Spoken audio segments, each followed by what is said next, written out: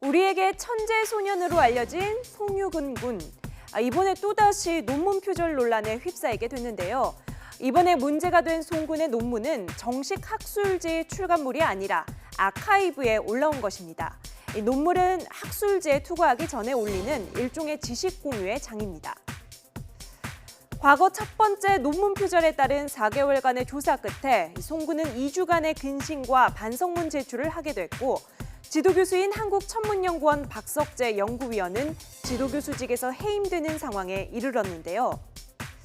천재소년의 논문 표절 논란은 이번이 두 번째입니다. 과연 어떤 연유로 또다시 표절 논란에 휩싸이게 됐는지 알아봤습니다. 보시는 화면은 익명의 네티즌이 지난 3일 인터넷 커뮤니티에 송 군의 논문이 조용승 이화여대 명예교수의 2011년 논문과 많은 부분이 유사하다는 글과 함께 이 두 논문의 겹치는 부분을 표시해서 올린 사진입니다. 이번에 송 군의 논문이 표절이라고 주장하는 이유는 송 군의 논문 공동저자의 조용승 교수의 이름이 없다는 건데요. 이에 대해 송 군의 지도교수인 박석재 한국천문연구원 연구위원은 조 교수가 원래는 공저자였지만 굳이 필요가 없다고 해서 이름을 뺐다. 이것은 조 교수도 잘 알고 있는 사실이라고 밝히기도 했습니다. 송 군의 논문엔 조 교수의 이름을 공저자에 넣는 대신 논문 뒤에 감사의 말에 이렇게 넣기도 했었는데요.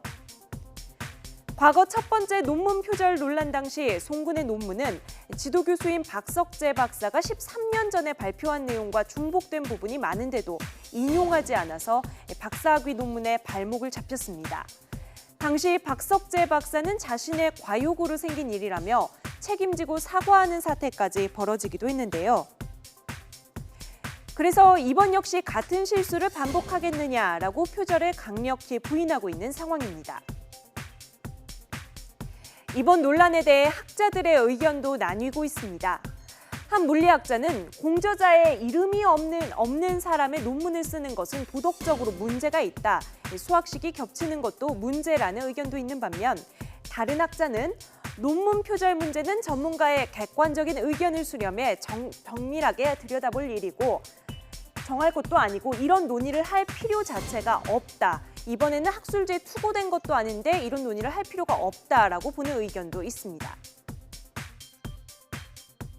2011년에 연구윤리 지침이 이제 마련된 이후에 대부분의 우리나라의 대학과 정부 출연 연구소에 이렇게 혹시 논문이 표절되거나 중복되지 않았는가를 이렇게 검사하는 검증 시스템이 있습니다. 그래서 그럼에도 불구하고 이제 그런 부분들이 이제 간과되는 측면이 있고, 또 우리가 이러한 사태를 또 계기를 삼아서 기존에 있었던 시스템을 충분히 활용을 하고, 그다음에 우리 연구자 각자가 이러한 그런 연구윤리에 대한 어떤 자각, 성찰 이런 것들이 필요하다고 봅니다.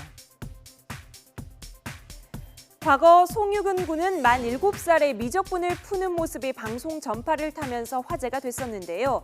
8살에는 중학교와 고등학교를 검정고시로 통과하고 인하대 자연과학 계열에 입학하기도 했습니다. 하지만 8살에 대학 신입생이 된 송 군은 2년 만에 자퇴하게 됩니다. 반복되는 강의실 교육이 따분하고 재미가 없었기 때문인데요. 당시 송 군에 대한 기대도 어마어마했죠. 그래서 송 군이 잘 성장해서 훌륭한 과학자가 되길 바라는 분들이 많았습니다. 하지만 이번에 또다시 논문 표절 논란에 휩싸이게 되면서 좌절에 빠진 송유근 군.